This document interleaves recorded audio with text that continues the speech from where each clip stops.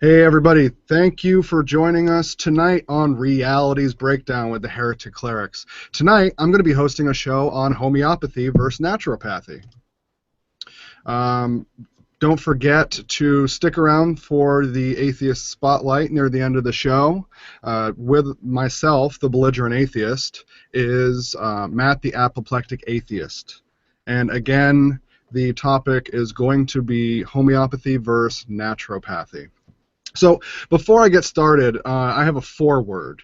This is my writing. So I'm citing the Oxford Dictionary and the National Center for Complementary and Interactive Health Department under the National Institutes of Health for this discussion.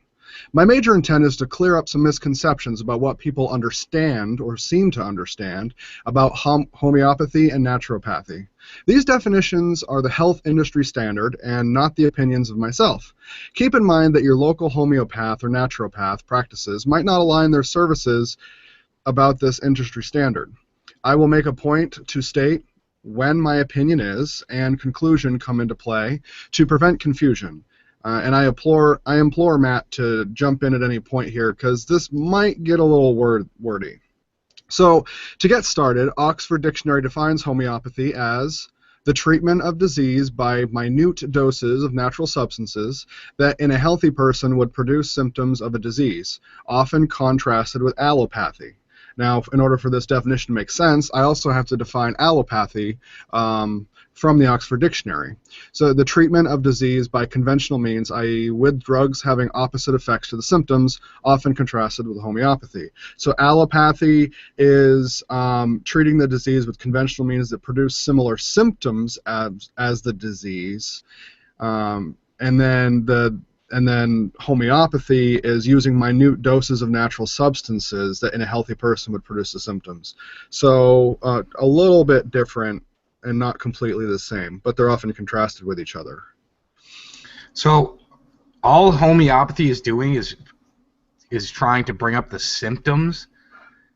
I thought they actually use a diluted version of the disease, not just something that causes the same symptoms. That's kind of interesting. So, well, homeopathy, that's the industry standard definition. Now, there are practices within homeopathy that do use diluted medicine, but that's not the only thing that it technically covers. So that's that. Now, the Oxford Dictionary, now this, because this is a compare and contrast episode, the Oxford Dictionary defines naturopathy as a system of alternative medicine based on the theory that diseases can be successfully treated or prevented without the use of drugs by techniques such as control of diet, exercise, and massage. So in contrast to homeopathy and allopathy, naturopathy says you're eating right, you're exercising, you're massaging the parts that need to be massaged, and that can help prevent diseases without using the drugs. Now going back to the homeopathy side, the National Center for Complementary and Integrative Health under the National Institutes of Health has comprehensive information on homeopathy. This is them. Homeopathy, also known as homeopathic medicine, is an alternative medical system that was developed in Germany more than 200 years ago.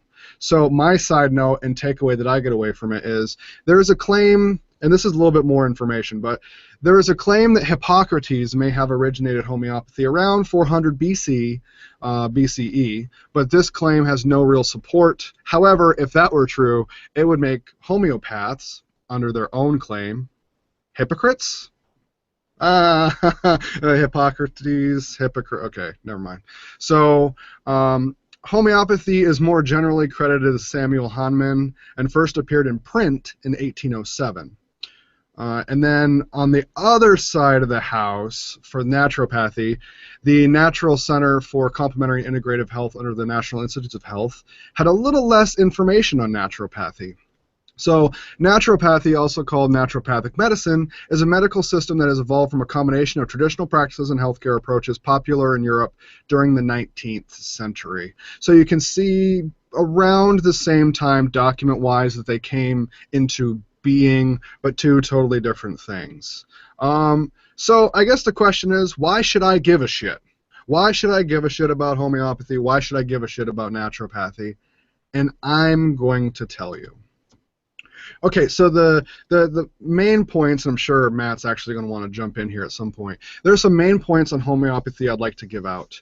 From the National Institutes of Health here is there is little evidence to support homeopathy as an effective treatment for any specific condition. On my side, my addition to that is given the like cures like tenet.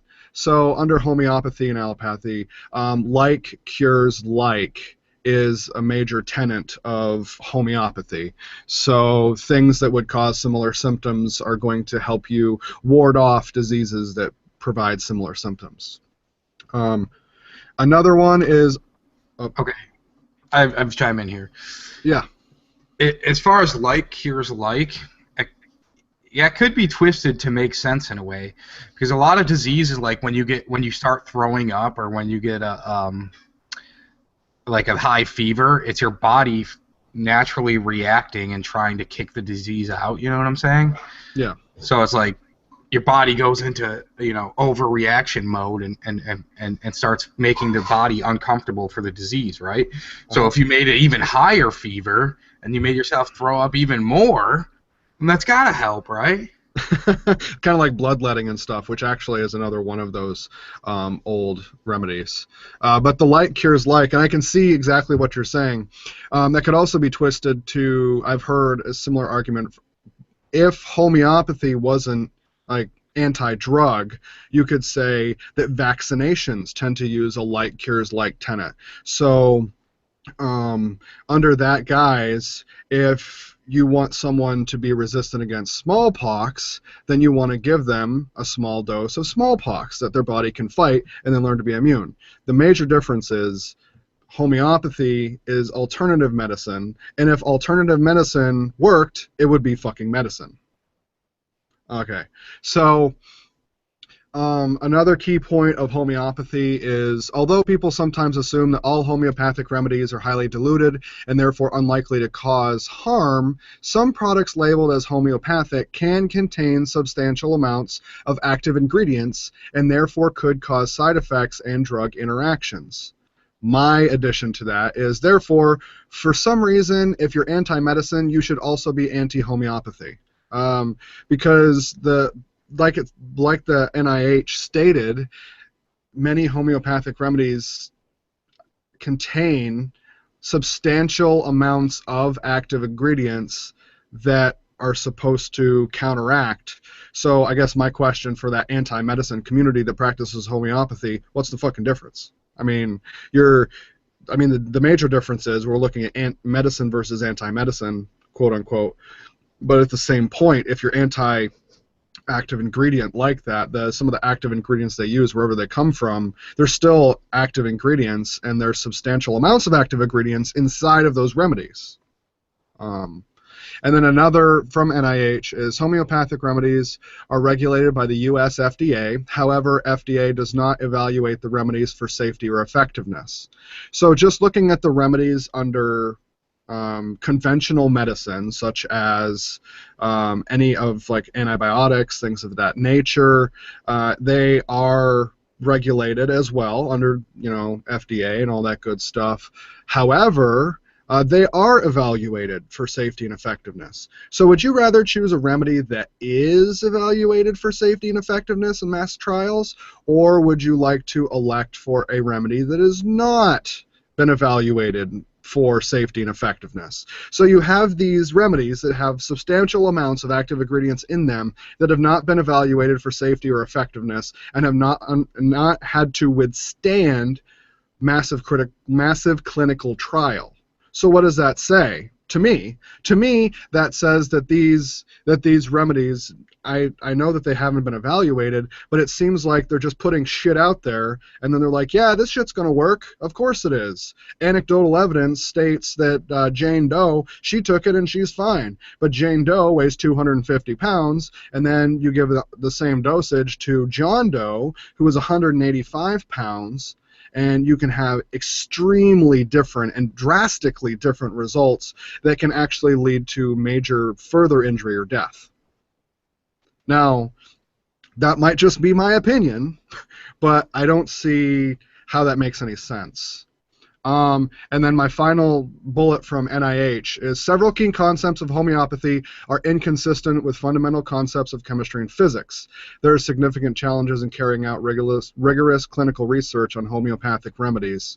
One of the things that they're talking about, concepts of chemistry and physics, is that water holds memory, or water has memory. So that's only one of the parts of homeopathy, but that water will retain the memory of the medicine in it. So they dissolve medicine into water, and then they further dilute it over time, and water is supposed to hold the memory of the medicine inside of the water, and being diluted, the active ingredient is a lot less.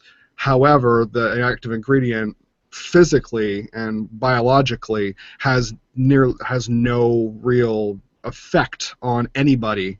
How would I prove that? Well, there aren't any clinical trials, so how are they proving it's effective? And the answer is they're not. They're not. They're not proving that it's effective, except anecdotal evidence, which kind of adds on to our episode that we had last week. Matt, do you have anything on that before I go on to the naturopathy key points? Yeah, I don't know. I've always heard that, like, homeopathy, you know what I mean? Obviously, it's a water and it's, like, so diluted. But I heard that was like if you took one eyedropper and dropped it into the ocean, that's like the same dilution, basically. And I mean, but you said it's varying, so I'm just saying that I learned something there, and I'm trying to. Yeah, it's hard to like judge everything across the board, and you not in one discussion. You would have to attack each individual remedy, because there are varying concentrations, and some of them have very high concentrations of the active ingredient, and some it's parts per million. Yeah. So is there any type of like school, or like are they trying to get any standards pushed? I know obviously it's not tested. And it's not, you know what I mean, on the up and up, but I wonder if they make any like pseudo certifications for this medicine, or schools or whatever. I don't know. It's kind of there is a 4-year homeopathic graduate program, but to my knowledge, I looked at every single state, the medical licensing requirements, and homeopathic practitioners are not required to medically license in any state that I've seen. So if anyone has seen that or knows of that, and there is an exception, please post a comment in the chat. But I haven't come across any requirement for licensing for any state, just that they can practice and they have a degree, but they're not a doctor, I guess. If they get a PhD or something of that nature, they would be a doctor by degree, but they're not a licensed medical practitioner, I guess, are the words that I'm wanting to use. Okay. When you said a license for their practice, are you talking about just a business license, or is this like actually somewhat regulated by the government? Do you know?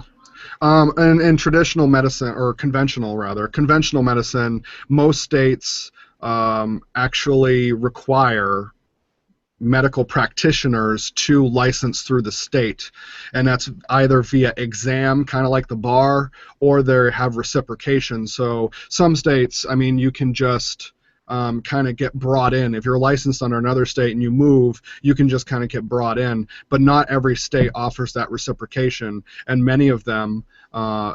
most of them require medical licensing, which is usually through exam and board. So I'm trying to understand what you're saying here. Can you actually get licensed through these medical boards, or whatever it is, in homeopathy? No, you can't, right? No, there is no licensing process. There is no licensing process for homeopaths. So when a homeopath puts up a store sign, says homeopathy here, they have no license, they have nothing.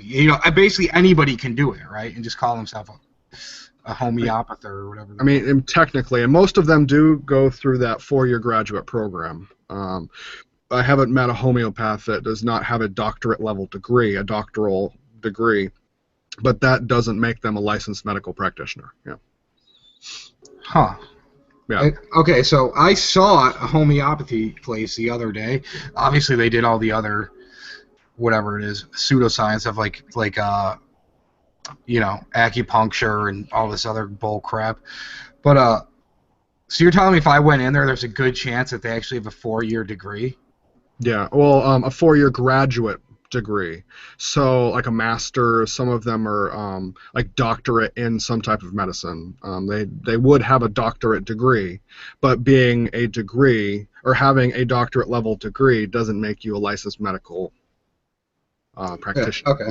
Yeah. So I wonder how many other things on this sign, because this chick had like 4 different things. It had acupuncture, homeopathy. I can't remember the other ones. Probably like Reiki or yeah. I think she did massages too.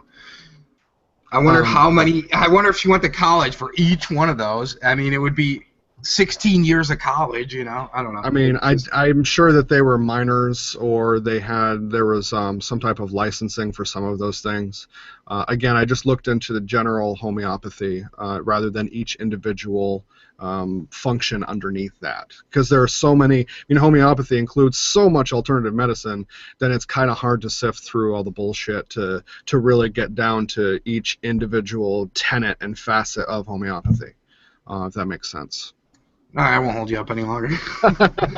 All right, so naturopathy. Here are my naturopathy key points. So, naturopathic physicians have been known to include homeopathic services, but that does not render homeopathy and naturopathy mutually inclusive. So, they're not one and the same thing. But naturopathic physicians have elected to provide homeopathic services. Now, naturopathy focuses mainly on dietary and lifestyle changes, stress reduction, herbs, and other dietary supplements, manipulative therapies, exercise therapy, psychotherapy, counseling, and in many attempts tries to marry current medicine through referrals to conventional healthcare providers.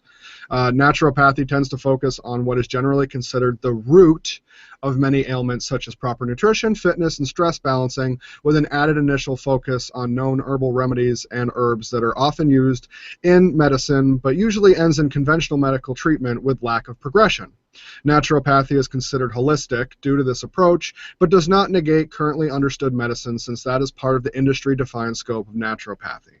So an industry-standard naturopathic practitioner can be a completely licensed physician, and they use medicine as a last resort. Some of them do, and I can't speak for every single one, obviously. Certain practitioners are going to have certain modus operandi when they handle certain conditions and when patients come into their office and things like that. But the industry standard of naturopathy is that they focus on kind of mental and psychosocial health, and also physical fitness and diet as a way to it's as a way to combat not only illnesses but as more of a preventative measure. So naturopaths are a lot more preventative medicine, but they do, if they see that there's an issue that they can't work through using naturopathic means, they do refer you to conventional medical practitioners to get the proper medicine that you need. So, I mean, in this case, in this preventative medicine measure, I mean, you can kind of see how naturopathy is very much different from homeopathy, given the naturopaths will actually send you to a conventional medical practitioner. But like I was saying, this is very preventative, and they tend to focus on mental and quote-unquote spiritual health, bringing in stress reduction, which a high volume of stress can cause stress on the body. Physical stress can result from mental stress, which can make you sick. So you can see that there's a lot of tenets here that they try to ward off preventatively. Sounds like it's good to me. I mean, as long as they're doing this, they're not, you know what I mean, stopping people from actually taking medicine, you know what I mean? Sounds like a good thing. Yeah, and they're not. And if you delve further into naturopathy, you'll actually find that they look at herbal remedies first. The example that I'll give of an herb that's effective is golden root. A golden root can be found not exclusively, but very much so in the Northeast and other other forests throughout the United States. But goldenroot is a small clover-leafed plant that has a yellow, golden yellow root, and when you chew on it, it acts as a novocaine. So it'll completely numb your mouth, and that's what Aboriginal North Americans used to use to cure toothaches and things of that nature. That they would chew on this golden root to kind of ward off pain. So, no, go ahead. Yeah, I mean, I actually don't even have a problem with that. If people want to try herbal stuff, I mean, a lot of medicines come from herbs, or just like a more distilled down version and whatnot. You know what I mean? Like aspirin and comes from willow trees or whatever. And so, I mean, if it's proven that it works, then it works. You know what I mean? It's like, I don't Yeah, know. and I'm glad you brought that up, because I was about to say, in complete agreement with you, that most medicine comes from plants. It's concentrated, it is dehydrated in most cases, and it is mixed with other active ingredients, major and minor, to ward off those symptoms. So the naturopathy, they give herbs, they reduce stress, they do psychoanalytic reviews, they go through counseling, they talk about your diet, how to get the proper vitamins, they do blood spectrum to tell, where you're deficient, and then if none of that works and they discover, well, you have a fucking illness that you need to see and get medicine for, they can refer you to someone that can actually prescribe that medication to you. I have no problem with naturopath medicine at all. I have a problem with homeopathy and homeopathic remedies, but I don't have a problem with naturopaths, because that just seems completely reasonable. You should be focusing on those things anyways. If you have to go to a practitioner to talk about proper nutrition and fitness and stress balancing and that kind of stuff, that's fine. Not everyone is well versed, nor are they well researched on the subjects. So, I mean, the preventative medicine that is naturopathy, I'm 100% for, and it boils my blood when people confuse it with homeopathy, and they talk about homeopathy and homeopathic remedies as if they're naturopathic, because it's not. Now, there are naturopaths that do homeopathic practice, but that doesn't make all naturopaths mean that all naturopaths practice homeopathy, and B, it doesn't validate homeopathy, in my opinion. It's just that those individuals have chosen to practice or perform those services, but in both of those instances, they're completely different, is my point. And it's frustrating to see people compare naturopaths to homeopaths, because they're completely different things. Before I jump into my conclusion on the whole thing, do you have anything you want to add? Yeah, I mean, I think it can be taken a little too far. Like, I've known some people who like go to those vitamin shops, and they're like coming out with armfuls of all this different crap, and it's like, I don't know. I mean, I don't think you need to be taking like 20 different pills a day just to, you know what I mean? Well, one thing that I will say is that there are people that are just naturally deficient in various vitamins. For instance, if you have celiac disease, your body is naturally deficient in vitamins D, E, and K, because the cilia inside of your intestines that would normally extract that vitamin D, E, and K, you're deficient in them. Either you don't have them, or they're smaller, or usually by eating wheat, gluten from wheat, whole wheat protein, whole wheat, it can strip that cilia out of your intestines. So for the individuals with celiac disease, taking vitamin D, E, and K supplements is necessary. And a lot of people don't produce enough iron. There are people that that are anemic and they're iron deficient. There are all kinds of deficiencies that I could see people taking vitamins for. But I don't think that people just need to take vitamins if you have rotavirus, is my point. If you have a rotavirus, you need to go to a doctor and you need to take care of that, because that can be can be fatal, not in most adults, but if you already have immunodisorders or immunoproblems, probably should see a doctor about like rotavirus, things like that. So, I mean, I can see people taking 20 pills a day just because their body's naturally deficient. As we get older, our body doesn't process foods properly, and taking supplements is absolutely required. But I don't see that as the homeopathic remedies that I have been witness to as being valid at all, is my point. Okay. So what is my point and the point of this discussion? As you've heard, we've talked about all naturopathic and homeopathic remedies. Many people confuse naturopathy and homeopathy, and the two are completely different. Much in many other cases, the context of the words are important, and making up your own fucking definition doesn't make it any more right. Just because you made up a definition for a word doesn't mean that that definition is a real thing. Okay? So a white paper published on the National Library of Medicine under the National Institutes of Health says, there is some evidence that homeopathic treatments are more effective than placebo. However, the strength of this evidence is low because of the low methodological quality of the trials. Studies of high methodological quality were more likely to be negative than the lower quality studies. Further high quality studies are needed to confirm these results. And I did provide links to every single resource that I used in the description of the video already. But what that white paper that was published on National Library of Medicine is saying to me is, this is saying that the studies with much less data and quality of studies showed that the homeopathic remedies were slightly more effective than a given placebo, but the studies with a high volume of data and high quality of study showed nearly no difference from the placebo. This data was taken from 16 trials, representing 17 comparisons, and included a total of 2,617 evaluated patients. My overall conclusion is that more high-quality and high-data studies need to be performed to verify whether or not any of the homeopathic remedies included in those studies were more effective than placebos.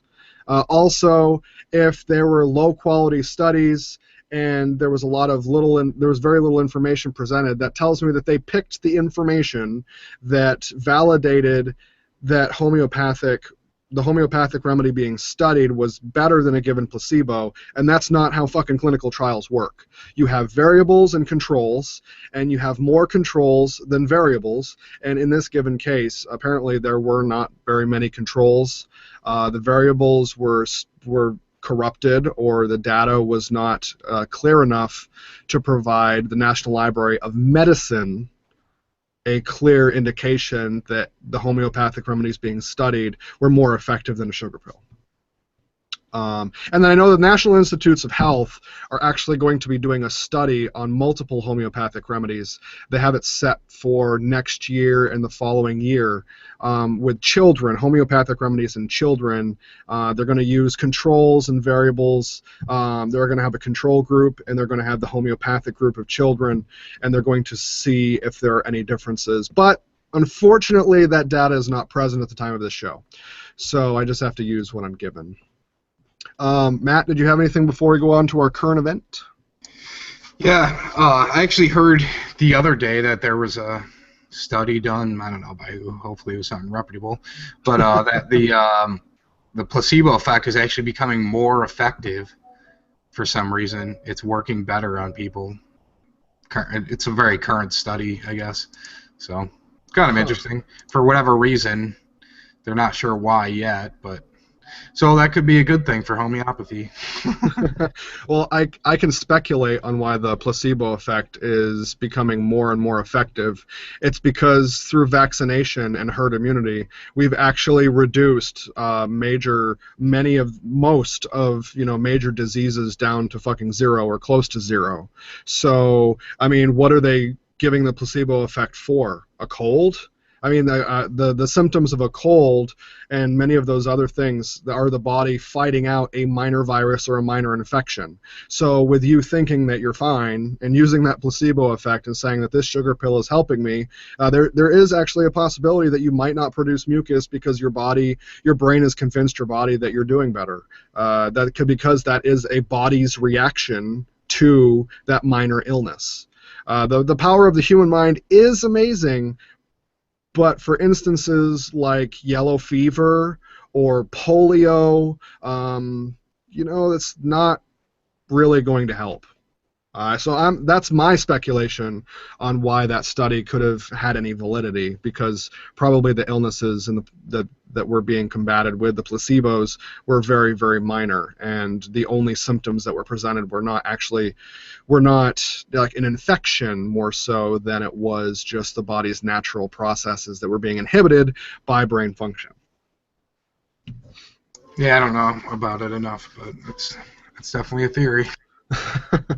All right, well, now to go on to the current event. From the Heretic Cleric News Network, we have, could a video game start a religion? So this article is from Kotaku Australia, and you can either check out the link right here, type it, or just read along. But the main function of this article is kind of just more of a thought-provoking one. So the originator of the article kind of wanted to speculate whether or not religions in video games could a video game start a religion? And the answer is yes. If a millenniums-old book could start a religion, I don't see why a video game could not, with a good enough good enough story. I mean, look at there's a religion for Sith and Jedi. Those are religions that have come about, and that's based on Star Wars. But if you read down towards the bottom of the article, this question actually made me chuckle before the show. Is Tetris the closest video game have come to touch the face of God? It does seem to bring players into contact with the infinite. As Bogost writes, the sublime isn't just the opposite of cold formalism, a feeling of overwhelm, of vastness, of abundance. The sublime helps us see the limits of our own reason, showing us the instability and immensity of the world. We look for masterpieces in games by comparing them with familiar works of representational art like film, painting, and literature, but the sublime is found elsewhere in architecture, in nature, and weather. So, what do you think, Matt? Could a video game start a religion? I would say absolutely. I mean, like you said, a book did it, and I mean, L. Ron Hubbard did it. The Mormon guys did it. I totally think it could happen.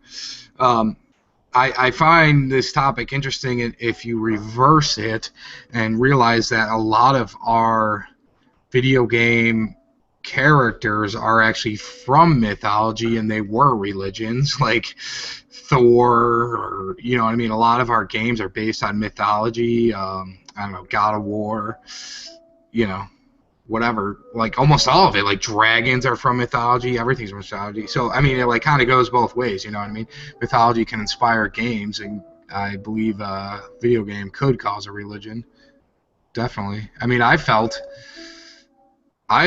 very powerful, like emotions and feelings from games, and I could see how it could, I don't know, give somebody meaning in their life, and that would just snowball, Absolutely, and I think that there are many people that look in religion just to how to live a good life, and there are many video games that could completely explore that to the fullest. Like even if you look at the video game Fable, or even Knights of the Old Republic, Star Wars Knights of the Old Republic, they actually have a good and evil contraster, so you can see how in real time your actions are affecting your character, which is huge. I mean, imagine if we had those indicators in real life. So it kind of paints that picture of how to lead a good life.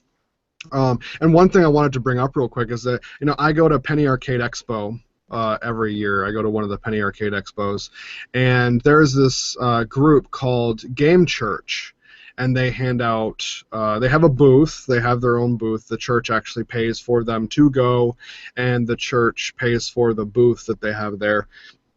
And they hand out pamphlets about Christianity, and they talk about Jesus, and the pamphlets inside contain a gamer Jesus that talks about there's a website. The website's annual lists of games that Jesus loves.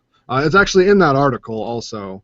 But yeah, Game Church. So they're proselytizing at PAX every year. Would you like me to read a couple of the items on Game Church's list of games that Jesus loves? Yeah, that sounds good. All right. So Kentucky Route Zero Act 3. So Conway, you empathize with the main character Conway. Conway's condition is deeply universal. He owes something that he can't possibly pay back. The unpleasant situation he stumbled into over the course of Kentucky Route Zero's 3 acts have less to do with the situation they have to do with his awareness of it. So I guess you go through this never-ending night, this whole thing of Conway and him owing something, and so that's one of them. Another game that Jesus loved is Never-Ending Nightmares. So Never-Ending Nightmares is about the main character finds hope using subtle and not so subtle clues to draw your attention around. So one of the image that is displayed, actually, I'm just going to pull this up because we have something to look at while I'm blathering on. All right. So, Never-Ending Nightmares, you see, my God, why have you forsaken me? I guess he used his own blood to draw on the wall. It's kind of morbid. I guess Jesus loves that. But Jesus loves This War of Mine. This isn't a game of heroics and glory. It's a story of the hurting and the broken people who are well acquainted with desperation. You're responsible for refugees trying to survive. Octodad, The Deadliest Catch. Never Alone is another game that Jesus loves. Jesus loves Transistor, in case you're wondering. Sports Friends, Ether One, 80 Days. Wait. By his blood, Jesus ransomed himself to a people from every tribe and language. And like Jesus, blah, blah, blah, blah. Inherent value of all people. Socioeconomic backgrounds, challenges players to identify them. So I guess you're trying to identify why people are valuable in 80 days. Desert golfing. He was from the desert, so I could see how desert golfing could be something he would enjoy. Yeah, so those are just 10. I'm only going to do 10. Apparently, Jesus loves desert golf and the morbidity of Never-Ending Nightmare. So, but yeah, I mean, could you imagine a religion spawned off of like Castlevania? Belmont and Dracula and all that. I mean, that would be pretty awesome, I think. Oh, yeah. We should start it. Yeah, vampires and, werewolves and stuff like that. Or, I mean, or a Fallout or a Halo-based religion, or even the Final Fantasies, almost every single one of them have a very deep, entrenched storyline. Any one of those could turn into a religion. I guess the point here that we're trying to make with our current event and this discussion is that anything can turn into a religion, not just one thing or another. Anything that even remotely attempts to discuss the human condition and what is a good person can easily be construed into a religion. And even if it has horrible shit in it, like the Bible has massacres and all kinds of horrible shit, and that's a religion. It spawned several religions, actually, many of them. So, what do you have to say, Matt, or if anything? Yeah, I mean, I'm in complete agreement, and I thought that was just funny, and on the aspect of anything can become a religion. Just imagine when the person behind it is actually trying to create a religion, how easily it can be done. You know what I'm saying? It's like a lot of these things just happen to come about because it's an inspiring thing, or it moves people or whatever.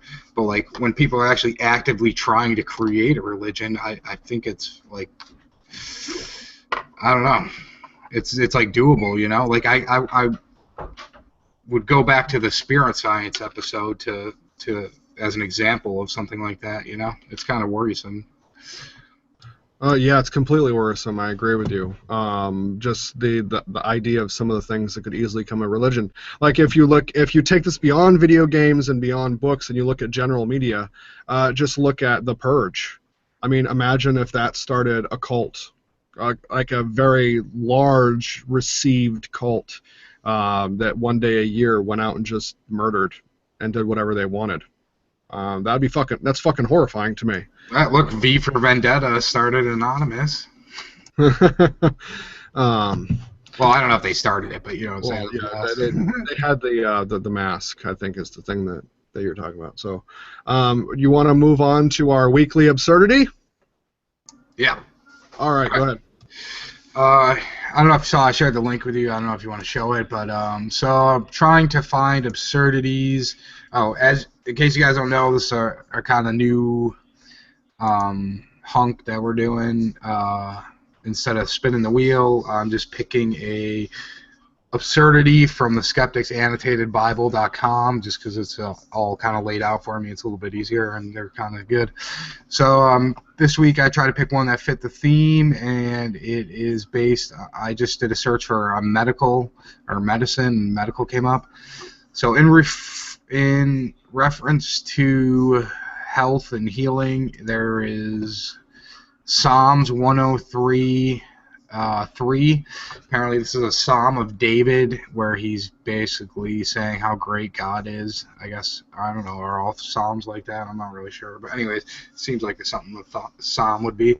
So he's saying how awesome. He says, bless the Lord, O my soul, and all that is within me. Bless his holy name. Bless the Lord, O my soul, and forget not all his benefits, who forgiveth all thine inequities, who healeth all diseases. And then it goes on to say more, but he basically flat out states that the Lord heals all diseases, and that's my absurdity. Yeah, that is really good. Skeptics Annotated Bible is first off, Skeptics Annotated Bible is amazing. I mean that basically is just like praise be to God, God can do stuff, but apparently doesn't, because we have like AIDS and smallpox and all kinds of other horrible shit. But what that scripture says to me is just another hope in fiction. There's a possibility that goodness could come from this, and I'm going to wish at it for something, because obviously the deity that I'm wishing to grants wishes, and the deity that I'm wishing to actually cures people of like leprosy and stuff. Which apparently they did a lot more of back then than they do now, because I'm not seeing any type of miracle that can't be explained by medicine. Which brings me to my next point. If God can cure all diseases and has the ability to do so and is benevolent, why hasn't he, and why do we need fucking medicine? Yeah, problem of evil. I have a story that kind of relates to this. I mean, basically, what is happening is God heals all diseases, and when he doesn't, it's either your fault or whatever. It's not his fault. But I talked to my mom on the phone yesterday, I think. Yeah, it was yesterday. And I recently started a new job, maybe like 3 or 4 weeks ago, and it's going really well. And I told my mom that, and she's all excited to hear it. And she's like, "Oh, see, I prayed for you, and you got a good job local, and you're happy now." Blah blah. I'm like, "Okay, I didn't have a job for like 3 months, so what happened then?" And she's like, "Well, it took 3 months of prayer to get you your job." And I'm like, "Well, keep going, because you can we can do a lot better than this, you know." I'm like, "Don't stop now." And I'm like, so. So how could we test to see if the prayer was right? And I'm like, what if I didn't get a job? What if I went a whole nother year? And then what would that mean? She's like, "Oh, it just means I didn't pray hard enough or something." I'm like, so how can we test whether your prayer worked or not? And she's like, "Well, you said you loved the job, and that's what I prayed for, and I prayed that it would be local." I'm like, yeah, why would you pray for a job in another state? Of course you're going to pray for a local job. You know what I'm saying? It, like, doesn't make any sense. So, I don't know. So I started getting it, and then I'm like, all right, I'm kind of being a jerk. So I'm like, all right, thanks for praying for me. You know, I enjoy the job, and, you know, let's explore this another time. But, yeah, just made me think, you know. I'm sorry, I'm not trying to laugh at your mom or anything. It's just that I know what you're saying is that whole idea of, well, I guess I didn't pray hard enough, but I prayed this time. I think your response should have been, thank you, Mom. Thank you for praying and getting me this job. Without your prayer, I would have been lost. Yeah, it Um, basically ended on that. I mean, it just there's. I know what you're saying. There's so many situations in which you just can't fight that. Especially we were talking about it before. When someone close to you, it's really hard to try to fight that. But I mean, no. Like when people say, "Oh, well, my dog is sick. Please pray for it. I need to have surgery on my dog," or blah blah blah. You know, how selfish that sounds. And then to be told, "Oh, well, if you pray the right way, it'll happen," and then all these things that they're praying about that are coming true are entirely circumstantial. Like there are so many different variables that it just happened to come true, and it doesn't matter how many prayers it took that they're going to give credit to someone else. It's kind of self-deprecating, really. I mean, that's just it's kind of it places instead of the confidence in people, it takes that confidence away from people and puts it into a concept and an idea, and that's kind of self-deprecating as a species that we do that. But I mean, Oh, testably, like if you lost a limb and people prayed for it and the limb doesn't come back, prayer obviously fails. on that note, how you said it's self-deprecating and on the failure of prayer, later on in that conversation, we were talking about my great aunt, and she got put in a home basically, and she's a really like kind of bitter person. Long story short, and she cut ties with my mom, and later on in that conversation, I gave my mom the news that my great aunt was put into a home because she hadn't heard yet. I thought she heard, but I'm like, oh, you know what I mean? What about, you know what I mean? So she's like, oh, God, I didn't know that. I didn't know that. She's like, you see, I haven't had her in my prayers, and you see what happened? Dude, it's the perfect reversal of that. You know what I mean? It's self-deprecating. She thought it was her fault that all this happened because she didn't have my great aunt in her prayers. I'm like, you're crazy. I'm like, it's, you know what I mean? I'm like, I don't know. So I decided, all right, start praying. Let's see what happens.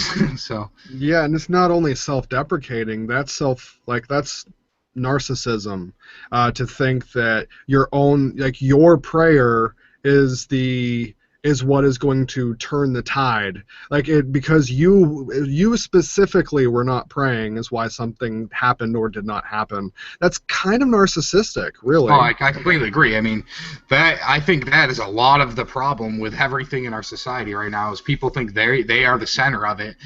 I mean, you see it every day when you like, for example, when you're driving down the street and there's somebody swerving in and out in front of everybody, risking everybody's life.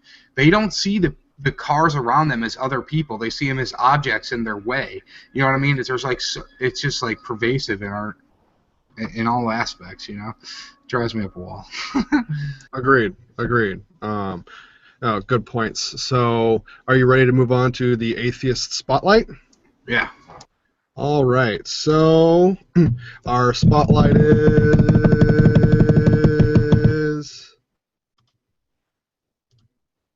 Oscar Jungel.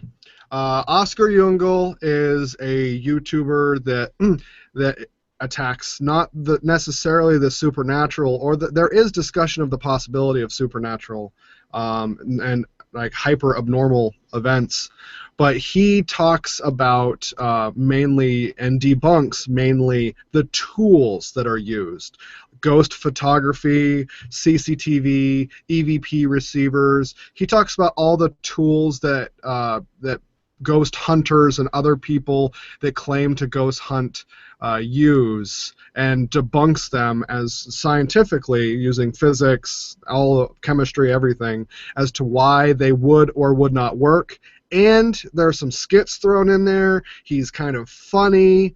It's all really well put together, I think. So please go check out Oscar Jungel. Funny guy and really smart, goes into and analyzes and debunks a lot of the tools that people use to justify supernatural and paranormal behavior. It really good stuff. Really good stuff. I really like Oscar Jungel. I laugh at most of his videos as he's talking. He just has a way about him, a presence on camera, and he's not afraid to. He does some jump cutting, but he's not afraid to leave outtakes in there and something to have you laugh at. So he's very entertaining. Dude, I'm scrolling through his videos. He's got one on spirit science. I gotta watch that.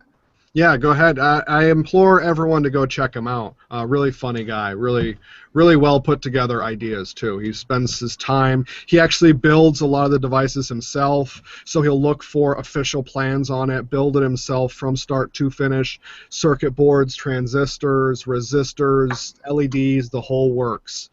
Does it all from start to scratch. Many times he does it on video, and he'll talk about it, and then he'll talk about why it does or does not work and why. So, yeah, great guy. Everyone, I wanted to say thank you for coming by tonight. Please check out Oscar Jungel. We'll be subscribing to him and putting him on the right-hand side of the Heretic Clerics YouTube channel underneath Atheist Spotlight. Tonight we talked about naturopathy and homeopathy and why they are different, what makes them different, and what makes one either better or worse than the other.